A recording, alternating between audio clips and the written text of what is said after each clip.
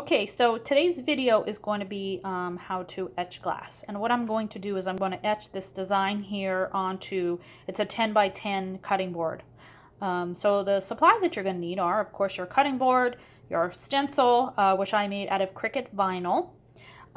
You're going to use Armor Etch, 2 foam. Make sure that they're foam, paintbrushes, some alcohol, and a cotton ball. So the first step that you're going to do, which I already did that step, is you're going to take your cutting board, the back side of your cutting board, and you're going to take your cotton and your alcohol, and you're going to just go over your empty cutting board, let it dry completely. It takes about 5 minutes. Then you're ready to apply your stencil. So you're applying your stencil, and as you can see, I'm using the inside of the stencil, I guess you can call it. And the most important step here is to make sure that you have no air bubbles. I don't know if you can see in the video, but there's an air bubble here. There's an air bubble here. Those are okay because they're not right near my design. But anything in this area or right along the edge, no air bubbles because your Armor Etch will run underneath it.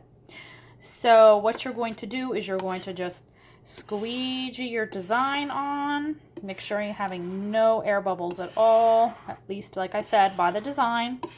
And then you're going to pull off your paper so we can start etching. Okay, so I have my transfer paper off. I made sure that there was no more air bubbles around there. So now I'm going to apply my Armor Etch. The Armor Etch does say that you leave it on, you put a coat on, and then, I don't know if it's 2 or 3 minutes later, you apply another coat. Yes, that works. However, I found what works better is to, first we're going to apply one coat rather thick, and we're going to leave that coat on for 5 minutes.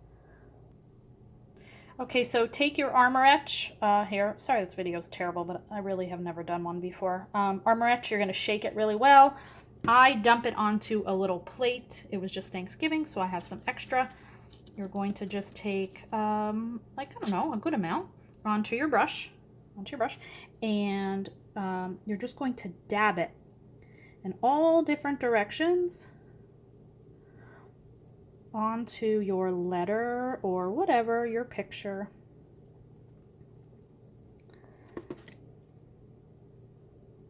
And you're going to do this to the entire design.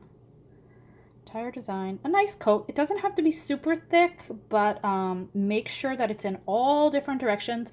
And if you dab it, don't brush it. It shouldn't run underneath your stencil. Hopefully it doesn't at all anyway, but brushing it, you have a better chance of it running underneath the stencil. So we're just going to dab it. And you're going to do this. You're going to cover your entire design. You're going to wait 5 minutes. 5 minutes, we're going to come back and we'll do some more. Okay, so it's been 5 minutes. I am going to apply with my new brush. I'm not really sure why I use a new brush, but I do. I'm going to apply a second coat of Armor Etch. Same thing, just dab it on, cover it completely. Then we're going to wait 15 minutes. Okay, so I just wanted to show you how thick my second coat was. Just want to make sure it's like completely covered. And the reason you do this on the back of things is I don't know, it looks pretty because it's behind it. And also, etching is kind of, for me at least, better than just leaving the vinyl on, which you can do.